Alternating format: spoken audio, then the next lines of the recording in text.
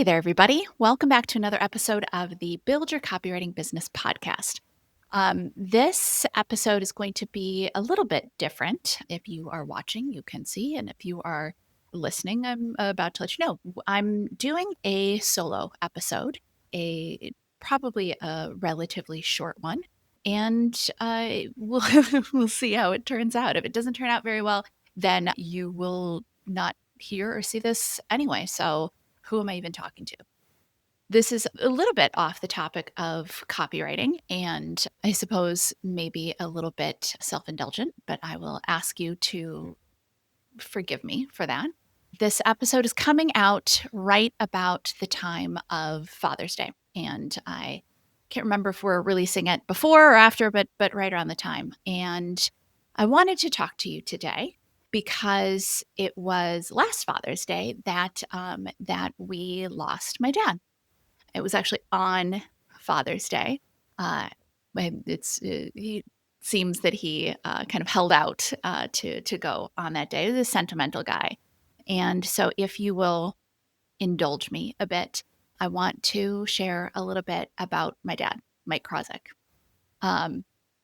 CCA students know that the part of my copywriting origin story is that my dad was a marketing director, and he would bring home extra work, and he would have me help him out with some of that and give me some feedback and kind of help me hone my copywriting skills, even though it wasn't until several years later that I realized that you could actually write copy for a living. You didn't have to just be a marketing director. You could actually very specifically write copy for a living. So that's kind of how I got my start in copywriting, how I got some of my initial training. My dad was someone who always loved writing. He was on the school newspaper in high school. He majored in journalism in college. When he got out of school, he went to go work at the Milwaukee Repertory Theater in their PR department. But also part of the reason that he liked working for the theater is because he loved theater so much, and he actually wrote a play in his late 20s when he and my mom were together, but before my brother and I came along. So dad was always loved writing, and I think kind of after he retired, he would talk about writing another play or writing a book, or writing was very much a part of his life. And I think he really loved that. I love to write as well. My brother actually also loves to write, and writing and literature and theater was always a very much a part of our family. In fact, when I was in high school, we went on a senior retreat, and as a surprise for the girls on the retreat, I went to an all girls high school. As a surprise for the girls on the retreat, the teachers, I don't know, administrators, whoever was in charge of it, got in touch with their parents in advance and had them write letters to us to read at the end of the retreat, which was lovely anyway. But my dad actually wrote his letter to me in the form of a video script. And it's the script is great. It's about him, reflecting on me growing up, and the script actually ends with the narrator falling asleep and his daughter, me, of course, coming in and waking him up, just like I used to do in high school.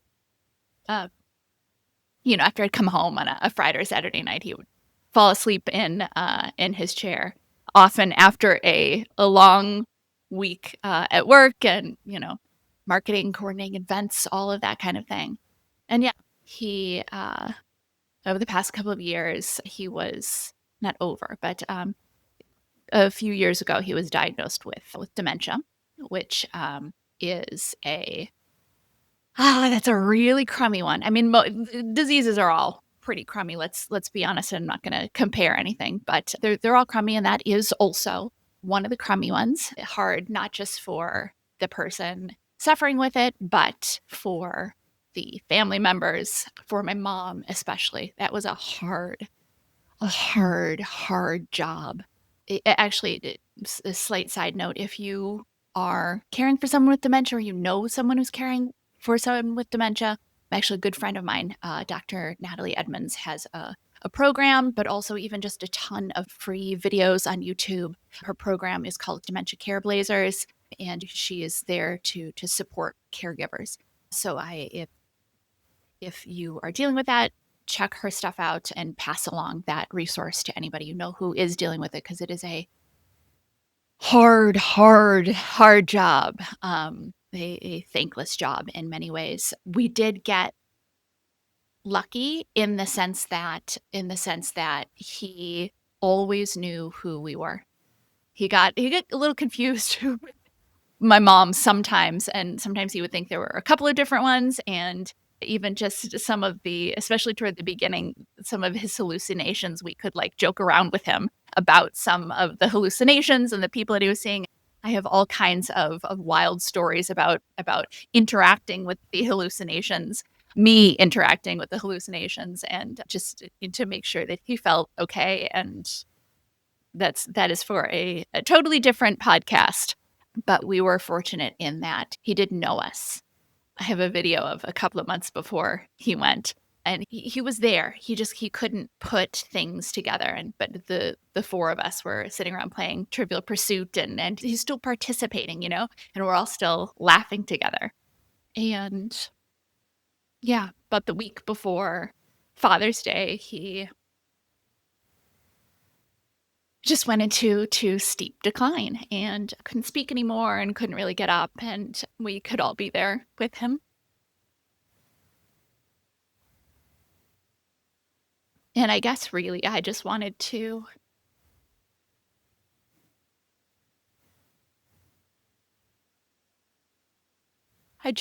record this.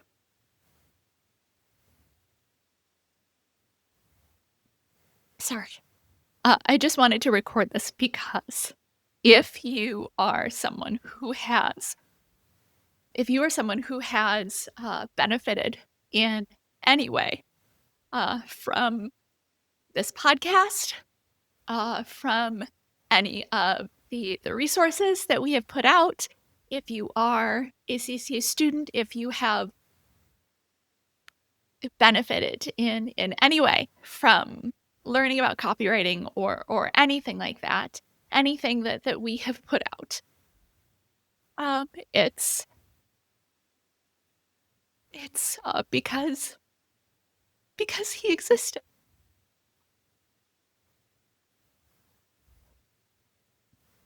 He was here, and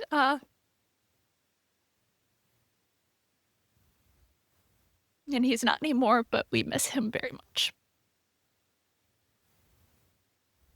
But yes, if you have benefited from any of this, it is because Mike Krawczyk was here, and he was my dad. He was my dad. So, again, thank you. Thank you if you bothered to listen to the end. I recognize that this is maybe a little self-indulgent, not even maybe. And I'm certainly not the only person to lose a parent. I mean, definitely not. Biologically, it would be impossible.